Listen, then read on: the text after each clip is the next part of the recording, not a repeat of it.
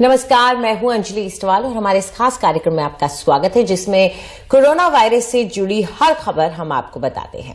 आजकल जो सबसे अहम विषय है हमारे लिए वो है ओमिक्रॉन, क्योंकि अब ये भारत आ गया है और दिन ब दिन इसके मामले जो रिपोर्ट हो रहे हैं और जिनकी जीनोम सीक्वेंसिंग हो रही है वो बढ़ रही है।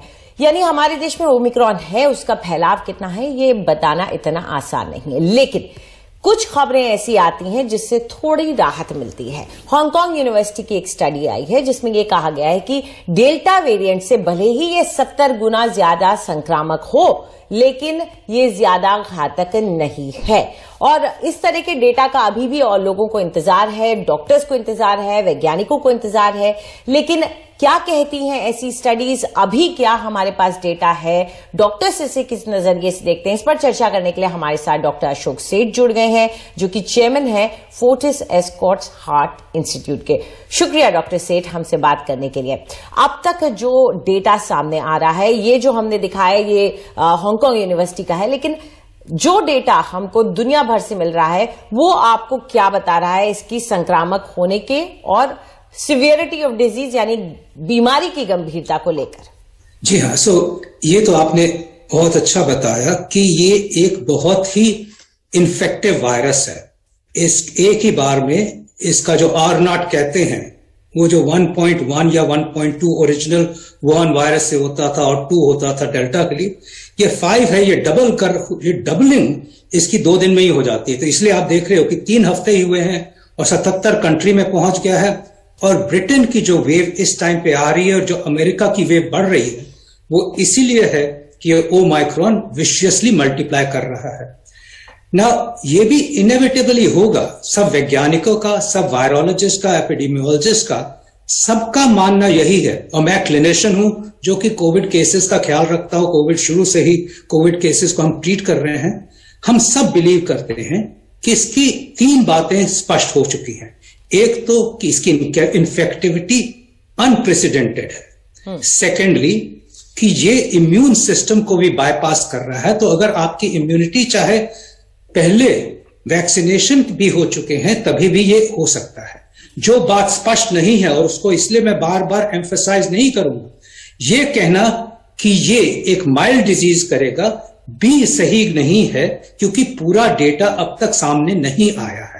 जो एक्सपेरिमेंटल स्टडीज होती हैं या जो लैब बेस्ड स्टडीज होती हैं उनको हमें दूसरे नजरिए से देखना होता है, बट जो रियल लाइफ में जो होगा उसको हमने आगे देखना होता है। तो यस, कुछ डेटा कहता है और साउथ अफ्रीका का डेटा कहता है कि ये ज्यादातर लोगों में घातक नहीं होता है या सीवियर इन्फेक्शन नहीं होते। बट हमें यह भी समझना है कि जब ये पॉपुलेशन को इन्फेक्ट करेगा और बहुत नंबर्स में इन्फेक्ट करेगा, तो जिन लोगों की इम्यूनिटी कम होती है, जिन लोगों की इम्यूनिटी खत्म हो रही है, जो एल्डरलीज हैं या जो यंग है जिनको वैक्सीनेशन नहीं मिला है, या वो है जिनको कैंसर है, अदर बीमारियां हैं, तो उनमें ये घातक भी हो सकता है। इसीलिए हमें इस सब चीजों को एक सुलेस नहीं लेना है। हम तो ये प्रे कर रहे हैं कि ये घातक न हो, सिवियर इन्फेक्शन न करे, बट इसकी जानकारी अभी भी सुपरफिशियल और इनकम्प्लीट है।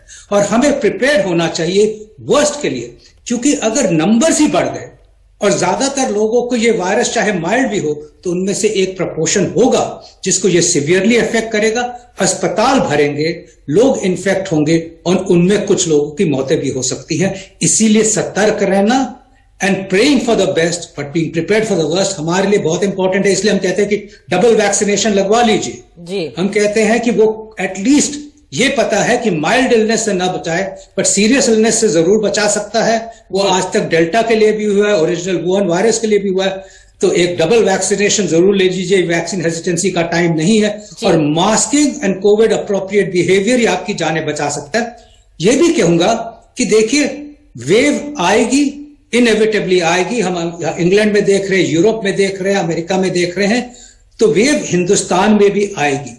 उससे बचना और किस तरह की वेव होगी, क्या वो बहुत सीरियस होगी, उसी का हमें प्रिवेंशन लेना है। अदरवाइज वेव तो आएगी ही। जी, ये तो सभी विशेषज्ञ कह रहे हैं कि नंबर बढ़ेंगे, लेकिन कितना मौत का आंकड़ा रहता है ये इस पर सबकी नजर आएगी। लेकिन डॉक्टर साहब, इतना साफ है कि जिस तेजी से ये फैल रहा है, तो हमारी जीनोम सीक्वेंसिंग और जो गिनती हम रख रहे हैं कि अभी 70 हो गए, अभी 65 हो गए, ये इसका एक मेल खाना बहुत मुश्किल है। तो शायद हमें पता भी ना चले कब ये आए और फैल जाए तेजी से।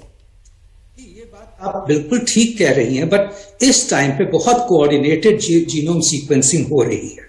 ये वेरी डिफरेंट है जब हम डेल्टा वायरस से हम ओवरवेल्म हो चुके थे। इनफैक्ट वो तो 2 हफ्ते में ही, even as a specialist, even as a doctor, हमने फोरकास्ट नहीं किया था, वायरोलॉजिस्ट ने फोरकास्ट नहीं कर पाए थे कि इतनी रैपिडली एक वेरिएंट आएगा जो हमें 2 हफ्ते में ही ओवरवेल्म कर देगा। इस बार उसी की वजह से ज्यादा प्रिपेयर्ड है हमारे एक्सपर्ट्स, गवर्नमेंट की निगरानी, गवर्नमेंट और स्टेट्स का कोऑर्डिनेशन और जीनोम सीक्वेंसिंग, इंसाकॉग एक पूरी ऑर्गेनाइजेशन बन गई है जो जीनोम सीक्वेंस को सुपरवाइज कर रही है, रैपिडली कर रही है, और एक्चुअली हर केस को वो इसीलिए आइसोलेट करके फिर जीनोम सीक्वेंस से ही डिटरमिन कर रहे हैं। सो आई थिंक उस हिसाब से तो मैं सेफ फील करता हूं, बट आप बिल्कुल सही कह रहे हो। आज महाराष्ट्र में या कर्नाटका में केस देखा गया, जो ज्यादातर लोग बाहर वाले केसेस थे। दिल्ली से केस जो कर्नाटका गया है उसमें ओमिक्रॉन पाया गया है, और वो केस बाहर से नहीं आया था, वो कभी बाहर से गया ही नहीं है, वो किसका कांटेक्ट था, कहां से आया। तो यही अनफॉर्चुनेटली हुआ है कि एक पूरा वर्ल्ड तो एक विलेज बन गया है, जिसमें कि वायरस का एक से दूसरे को ट्रांसफर करना बहुत आसान हो गया, स्पेशली ऐसे इन्फेक्शियस वायरस का।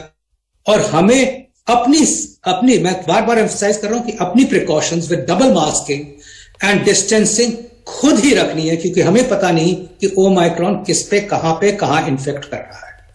जी, शुक्रिया डॉक्टर साहब हमारे साथ जुड़ने के लिए। तो बहुत अहम हो जाता है ओमिक्रॉन के नजरिए से, आप अपनी सुरक्षा को चाक चौबंद रखें, सारे प्रोटोकॉल्स फॉलो करें। अभी एक छोटा सा ब्रेक लेंगे, लेकिन ब्रेक के बाद किस तरीके से यूके में दिन ब दिन बढ़ रहे हैं मामले, अब 88,376 मामले आए हैं कल, इस पर करेंगे हम चर्चा यूके के डॉक्टर से।